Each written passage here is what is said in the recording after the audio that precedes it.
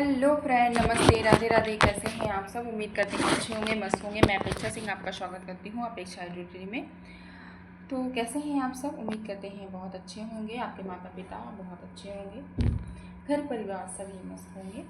और चलते हैं अपनी क्लास की ओर। पहला क्वेश्चन है हमारा, मतलब कि ये क्लास है अलंकार की, और अलंकार एक ऐसा टॉपिक होता है जिसमें से बिना अलंकार के हिंदी में कोई रस नहीं होता है। हिंदी में क्या, काव्य में, कविताओं में, मित्रता में, स्त्रियों में अलंकार के बिना तो कुछ भी नहीं होता है।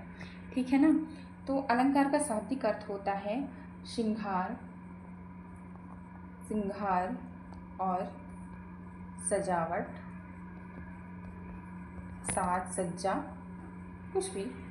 इसका सन्निविच्छेद होगा आलम प्लस कर प्लस हास। ठीक, अगर कभी संधि पूछ रहे। पहला क्वेश्चन कह रहा है, चारू चंद की चंचल किरणें में कौन सा अलंकार है? चारू चंद की चंचल किरणें, जैसे कि बोलते हैं ना, चंदू की चाची ने चंदू के चाचा को चांदी की चम्मच से चटनी चटाई। चंदू की चाची ने चंदू के चाचा को चांदी की चम्मच से चटनी चटाई। एक ही वर्ण की कई बार आवृत्तियाँ होती हैं, एक ही शब्द की कई बार आवृत्तियाँ होती हैं। चंदू के चाची ने चंदू के चाचा को चांदी की चम्मच से चटनी चटाई। तो चा कितने बार आया है ना? कई बार आया। चा चा चा चा।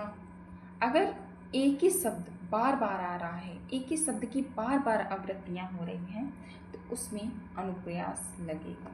ठीक। दूसरी टिप आप ये समझ लीजिए, जैसे कि का वर्ण होता है, ठीक, चा वर्ण होता है और टा वर्ण होता है, ता वर्ण होता है। इसमें से अगर का, खा, गा, घा, टा, इनमें से अगर कोई भी वर्ण बार बार आ रहा है, बार बार आ रहा है, बस इसी लाइन से, ठीक, नीचे नहीं आना है आपको, इसी लाइन से कोई भी शब्द बार बार आ रहा है, अनुप्रास लगाएंगे आप।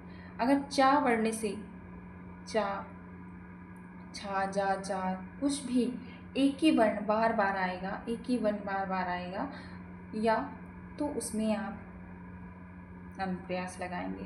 ता वर्ग में टा, ठा, डा, ड, ढ, कुछ भी आएगा, आप अनुप्रास लगाएंगे। ता वर्ण होता है, तो इसमें ता में ता, था, दा, धा, इसमें भी कोई भी वर्ण आएगा, एक ही शब्द, ना ऊपर जाना है आपको ना नीचे आना है, एक ही लाइन में जो भी वर्ण बार बार दोहराए जाएंगे, आपको अनुप्रास लगाना है। कितनी भी बार आ जाए, चालू के चांदू के जाने, चंदू के चिच्चे के चंदू के, कितनी भी बार आ जाए, बस आपको क्या करना है, उठा करके अनुप्रास लगा देना है। ओके, समझ में आ गया? आगे बढ़ते हैं। नेक्स्ट पेज हमारा कह रहा है, जैसे कि एक दोहा है, दमकते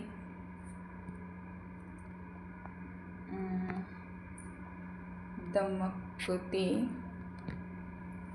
दातियाँ, दातियाँ, दमकते दातियाँ दूती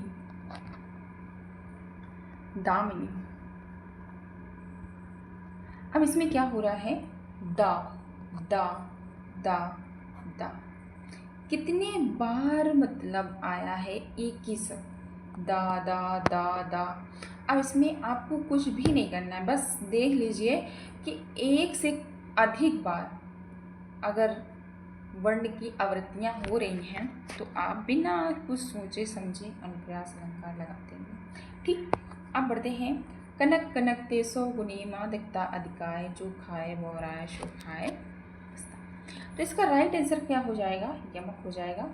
कनक कनक मतलब कि एक ही शब्द हो, एक ही शब्द दो जगह लिखे हों और उनका अर्थ अलग अलग हो। ठीक, एक ही शब्द अगर एक ही जगह लिखा हुआ है और उसका अलग अलग अर्थ है, तो आप कुछ सोचे समझे बिना अलंकार लगा देंगे।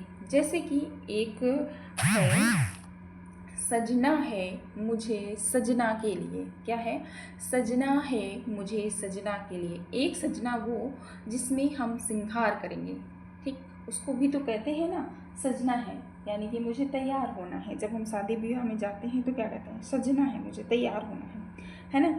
सजना है मुझे सजना के लिए, और किसके लिए सजना है, अपने सजना के लिए, मतलब कि अपने प्रीतम के लिए, अपने पति के लिए, किसी के लिए भी समझ सकते हो।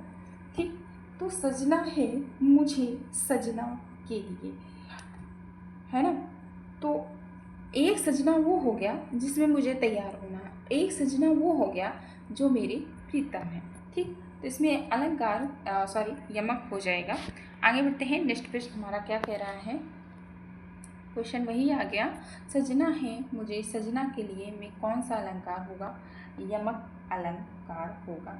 इसका है मतलब कि शाब्दिक अर्थ युग्म, मतलब जोड़ा, युग्म मतलब होता है, कभी कभी पूछ लेता है कि यमक का शाब्दिक अर्थ क्या होगा, तो आपको पता हो जाना चाहिए युग्म होता है, युग्म, युग्म। ठीक, जहाँ एक शब्द दो या दो से अधिक बार आए और प्रत्येक बार अर्थ अलग हो, जैसे कई बार शब्द आते हों और कई बार शब्दों का अर्थ अलग अलग हो, जैसे मैंने बताया अभी आपको, जैसे 3 बेर खाती थी, 3 बेर खाती है, 3 बेर खाती थी, बेर, और 3 बेर खाती है। 3 बेर मतलब फल हो गया, बेर मतलब जानते हैं, बेर जानते होंगे, फल। ठीक, और बेर, बेर मतलब जैसे सुबह शाम रात, ऐसे 3 बेर, है ना। तो ये हो गया मतलब क्या, समय आपका एक तरफ से सोच सकते हैं, ठीक है ना। जैसे 3 बेर खाती है, बेर मतलब हो गया फल, और बेर 3 बेर खाती है, सुबह खाती है, शाम को खाती है, रात को खाती है, 3 बार खाती है। ठीक, इस तरीके से। सूर सूर तुलसी शशि उड़गान के सौदास, सूर सूर, सूर सूर, अब सूर मीन्स होता है, एक सूर मीन्स होता है सूरदास, क्योंकि उनका वो अंधे थे ना सूरदास, तो उनको सूर ही बोला जाता था, सूरदास से ही उनका सूरना। और एक सूर हो गया आपका सूरज, सूरज। ठीक, तो अर्थ दोनों की अलग अलग है बट लिखा सेम है। जो चीज़ लिखा एक जैसा ही दिखाई दे और उसका अर्थ अलग अलग निकले, बस आपको यमक अलंकार लगा देना है।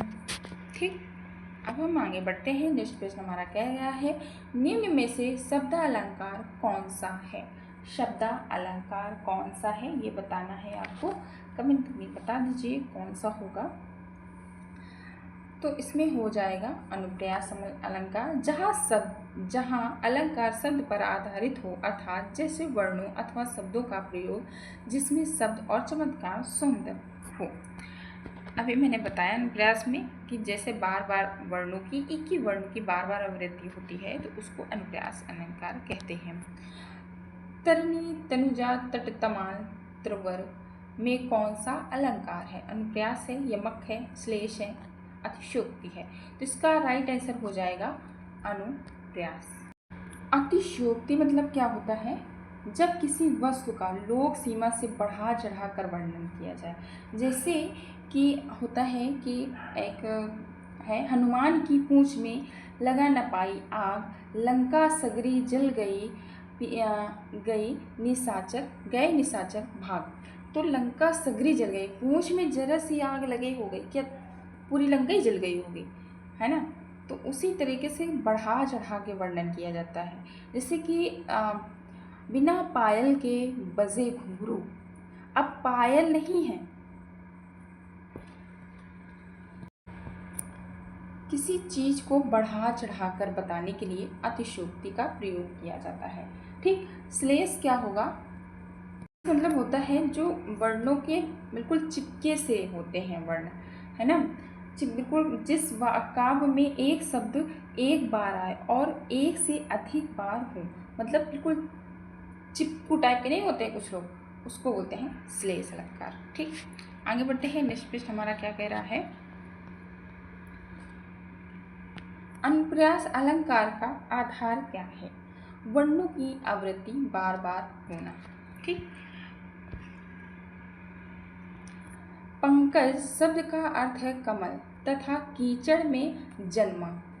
पंकज का अर्थ क्या होता है? पंकज का जो शब्द होता है वो कमल होता है और इसका अर्थ क्या होता है? कीचड़ में जन्मा हुआ पंकज। यह किस अलंकार का उदाहरण है? बिल्कुल चिपके हुए देखो वर्ड है ना, पंकज, कमल और कीचड़। इसका अर्थ हो जाएगा श्लेष अलंकार।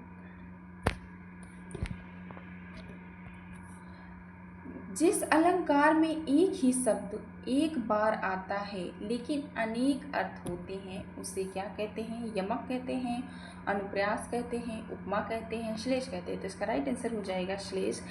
एक ही शब्द बार बार आए, कई बार आएगा, कई बार आएगा, कई बार आएगा, पर उसका अर्थ अलग अलग होगा, है ना, एक ही नहीं होगा, अर्थ अलग अलग होगा।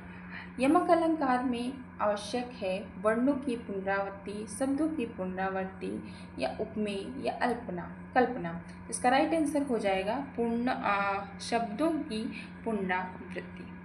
प्रश्न नंबर 10वां है, अनुप्रास अलंकार का मुख्य आधार क्या होगा? अर्थ, ध्वनि, कल्पना या भाव। तो इसका राइट आंसर हो जाएगा क्या हो जाएगा? ध्वनि। एक अलंकार होता है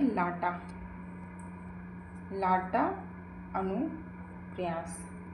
इसका मतलब होता है एक ही अर्थ वाले शब्द की आवृत्ति हो किंतु अन्वय की विभिन्न से वाक्य का अर्थ परिवर्तन हो जाए। जैसे कि पूत कपूत तो क्यों धन संचय और पूत सपूत तो क्यों धन संचय। मतलब कि अगर पूत कपूत है, पूत कपूत है, कपूत मतलब बेकार है तो क्यों धन संचो, और पूत सपूत अगर बेटा अच्छा है, कमाने लायक है, किसी लायक है तो उसके लिए भी क्यों धन संचू, वो खुद ही कमा लेगा। और अगर पूत कपूत है तो वो तो धन वैसे भी बेकार कर देगा। इसीलिए एक ही शब्द की क्या हुआ है, एक ही शब्द की आवृत्ति किंतु अन्य विभिन्न से वाक्य के अर्थ में परिवर्तन हो जाता है तो उसे लाटा अनुप्रास कहते हैं। ठीक, मिलते हैं नेक्स्ट क्लास में, तब तक के लिए बाय बाय, टेक केयर। किसी दिन मैं इसकी पूरी थ्योरी कराऊंगी बट अभी थोड़ा उसको टाइम लगेगा लिखने में। तो चलते हैं, बाय बाय, टेक केयर। अपना और अपनों का ख्याल रखें। Bye bye, good night. रात के बज गए हैं क्योंकि कितना 1 बज गया। बाय।